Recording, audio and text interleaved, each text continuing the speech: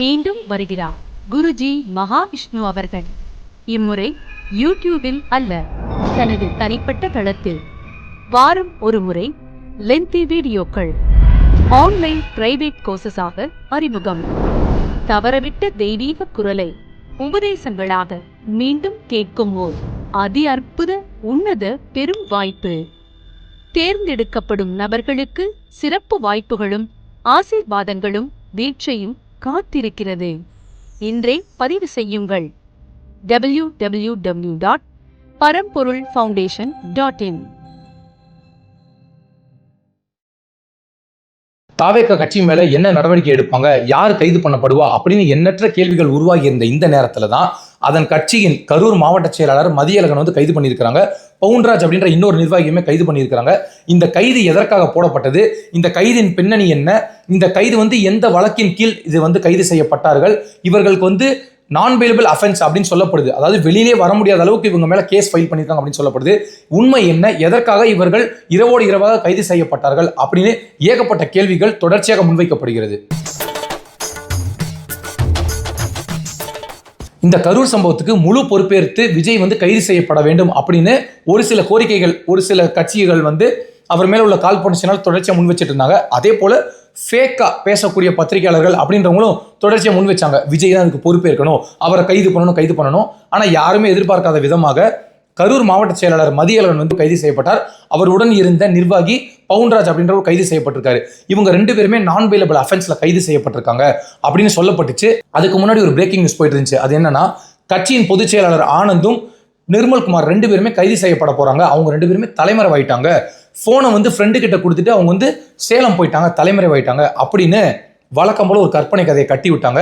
ஆனா நிர்மல்குமாரும் சரி புசி ஆனந்தும் சரி ரெண்டு பேருமே ஒரு மனு தாக்கல் பண்ணி, நாங்க எந்த விதமான தவறும் பண்ணல, தாவேக்காவில் யார் மேலுமே எந்த தவறும் கிடையாது, நாங்க கேட்ட இடத்துக்கு பெர்மிஷன் வாங்கிட்டு தான் நாங்க பிரச்சாரத்துக்கு போனோம் அப்படின்னு அவங்க சொல்லியிருக்காங்க. ஆனா காவல்துறை தரப்புல இன்று விசாரணையில் என்ன சொல்லியிருக்காங்கன்னா, இவர்கள் வேண்டுமென்றே திட்டமிட்டு டிலே பண்ணி தான் வந்தாங்க பிரச்சார கூட்டத்துக்கு, அவங்க வந்து ரோட் ஷோ நடத்தணும் தான் வந்தாங்க அப்படின்னு சொல்றாங்க. முதல்ல ஒரு அடிப்படையான ஒரு விஷயம், ரோட் ஷோ நடத்தணும் அப்படின்னா விஜய் லேட்டா வேண்டுமென்றே திட்டமிட்டு வந்தார் அப்படின்னா அவர் மேல பொதுவெளியில எல்லாருக்கும் டாட்டா காமிச்சிட்டே வந்திருக்கலாம். அப்படி இருட்டுக்குள்ள லைட்டே போடாம அந்த வேனுக்குள்ள உட்காந்து வர வேண்டிய அவசியம் அவருக்கு கிடையாது.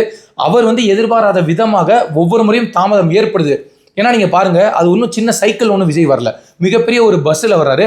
அந்த பஸ்ஸுக்கு முன்னாடி ஆயிரக்கணக்கான மக்கள் வந்து திரண்டு வர்றாங்க. ஏன்னா ஆண்கள் மட்டும் வராங்க, இளைஞர்கள் மட்டும் வராங்கன்னா வேகமாக ஓடிடுவாங்க. ஆனால் எல்லா வயதில் இருக்கக்கூடிய நபர்களும் அங்கே இருக்கிறாங்க. ஏன்னா விஜய்க்கு வந்து நாங்கள் ஓட்டு போடணும், விஜய் மிகப்பெரிய மாற்றம் வரணும் அப்படின்னு கூடக்கூடிய கூட்டம்னு மட்டும் கிடையாது, இவரை பார்க்க வேண்டும், நேரில் என்றே பார்க்க வேண்டும். இது வரைக்கும் நம்ம திரையில பார்த்தோம், அப்போ திரையில வரக்கூடிய அவரை நம்ம பார்க்கணும் அப்படின்னு சொல்லி ஆரவாரத்தோட மக்கள் வந்துடுறாங்க. அவங்க வந்து அந்த எக்ஸைட்மெண்ட்ல என்ன பண்ணிடுறாங்கன்னா விஜய் விட்டு நகண்டு போக மறுக்கிறாங்க. இதனால அந்த கூட்ட நெரிசல் ஏற்பட்டு காலதாமதம் ஆயிருது. இது வந்து ஒரு தவறு அப்படின்னா இதை வந்து அவங்க வந்து இனிமே வரும் காலங்களில் அவங்க சரி பண்ணிக்கணும், அதுல எந்த விதமான மாற்றமும் இல்லை. ஆனா இவங்க லேட்டா வந்ததுதான் ஒட்டுமொத்த நிகழ்வுக்கும் காரணம் அப்படின்னு சொல்றது வந்து எந்த வகையிலுமே நியாயம் கிடையாது. அப்படி ஒரு வாதத்தை தான் காவல்துறை வந்து ஜட்ஜு முன்னாடி வச்சிருக்கிறாங்க. ஜட்ஜுமே வந்து ஏகப்பட்ட கேள்விகளை வந்து தாவேகா கிட்ட கேட்டிருக்காங்க. யார் பொறுப்பேற்பா, ஏன் திட்டமிட்டே நீங்க வந்து தாமதப்படுத்தி வந்தீங்களா, இப்படி எண்ணற்ற கேள்விகளை கேட்டிருக்காங்க.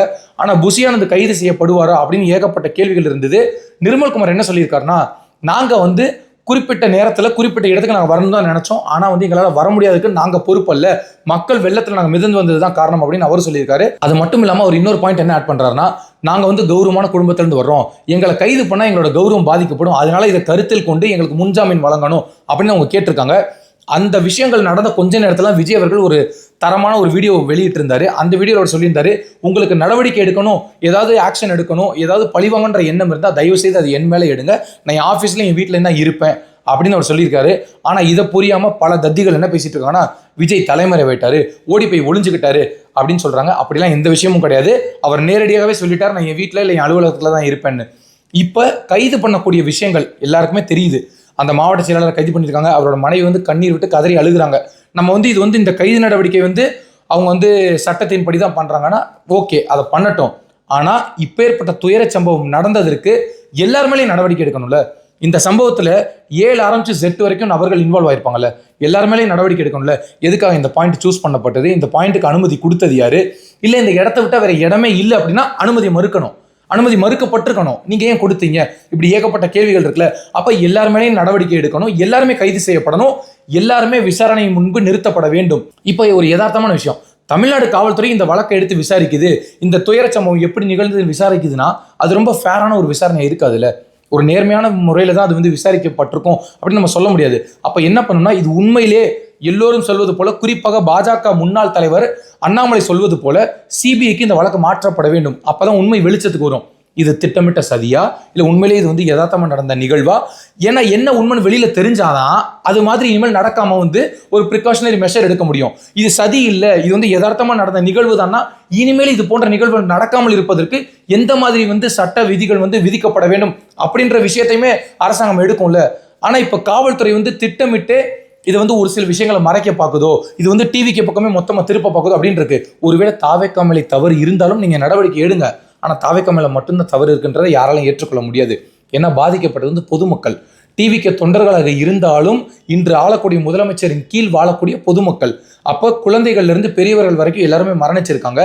அப்போ உண்மையை வெளிச்சத்துக்கு கொண்டு வரணும்னா முதலமைச்சர் பெருந்தன்மையா தாமே முன் வந்து, ஏதோ ஏகப்பட்ட குற்றச்சாட்டுகள் இதுல வைக்கப்படுது, அதனால தயவு செய்து இந்த வழக்கை வந்து நான் சிபிஐக்கு மாட்டேன்னு அவர் முன் வரணும். ஆனா அவர் இந்த விஷயத்த பேசாம பொதுவான கருத்துக்களை பதிவு பண்ணிட்டே போறாரு. குறிப்பா சமூக வலைதளங்கள் யாராவது கருத்து பதிவு பண்றாங்க, பேசுறாங்க, ஏதாவது கோரிக்கை வைக்கிறாங்கன்னா அவங்க மேல நடவடிக்கை எடுக்கிறீங்க, எஃப்ஐஆர் போடுறீங்க, அதெல்லாமே பண்ணுங்க. ஆனா அதுக்கு முன்னாடி தயவு செய்து இந்த வழக்கை வந்து சிபிஐக்கு மாற்றுங்க. ஏன்னா இப்ப ஆதவ் அர்ஜுனாவோ இல்ல வந்து நிர்மல் குமாரோ இல்ல நீங்க புசி ஆனந்தியோ கைது பண்ணிட்டா என்னங்க நடக்க போகுது? உண்மை எப்படிங்க வெளிச்சத்துக்கு வரும்? அவங்களை நீங்க கைது பண்ணி விசாரணை பண்ணா மட்டும் உண்மை வெளிச்சத்துக்கு வந்துருமா? பொதுவான நியூட்ரலா இருக்கக்கூடிய எல்லாருமே நீங்க விசாரிக்கணும். இதுல வந்து திமுக வந்து தாவேக்காவை குற்றம் சாட்டுறாங்க, தாவேக்கா வந்து திமுக குற்றம் சாட்டுறாங்க. அப்ப இரு தரப்பினரையும் பொதுவான நபர் விசாரிக்கும் போது தானே உண்மை வெளிச்சத்துக்கு வரும். அதையெல்லாம் விட்டுட்டு மீண்டும் மீண்டும் ஒரே கட்சியை நீங்க டார்கெட் பண்ணி வேலை செய்யும் போது நீங்க மக்களுக்கு தானே துரோகம் செய்றீங்க. பாதிக்கப்பட்டது மக்களுங்க. அந்த 41 உயிருக்கு யாராவது பதில் சொல்லுங்க. நீங்க விஜயை தாங்கி பிடிக்க வேணாம், விஜயை எதிர்க்க வேணாம், ஆனா பலியான 41 உயிருக்கு நீங்க ஒரு நியாயத்தை பெற்றுக் கொடுங்க, நீதியை பெற்றுக் கொடுங்க. நான் தான் பல முறை சொல்லியிருக்கிறேன், தமிழ்நாடு மக்களுக்கு எப்பயுமே என்னன்னா ஒரு விஷயத்தை அதை பத்தி பேசிட்டே இருப்போம். நீங்க இப்ப யோசிச்சு பாருங்க, திருப்புவனம் வழக்கம் என்னாச்சு, அண்ணா யூனிவர்சிட்டி இஷ்யூ என்னாச்சு, பொள்ளாச்சி பாலியல் வழக்குல எவ்வளவு காலம் கழித்து தீர்ப்பு வழங்கப்பட்டது.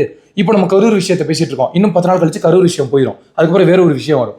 அதனால அன்றன்றே வெகு விரைவாக இந்த வழக்கை வந்து சிபிஐக்கு மாற்றி மிகப்பெரிய ஒரு நல்ல ஒரு நியாயமான நேர்மையான தீர்ப்பை வழங்க வேண்டும். இந்த விசாரணையில உண்மை வெளிச்சத்துக்கு வரணும்.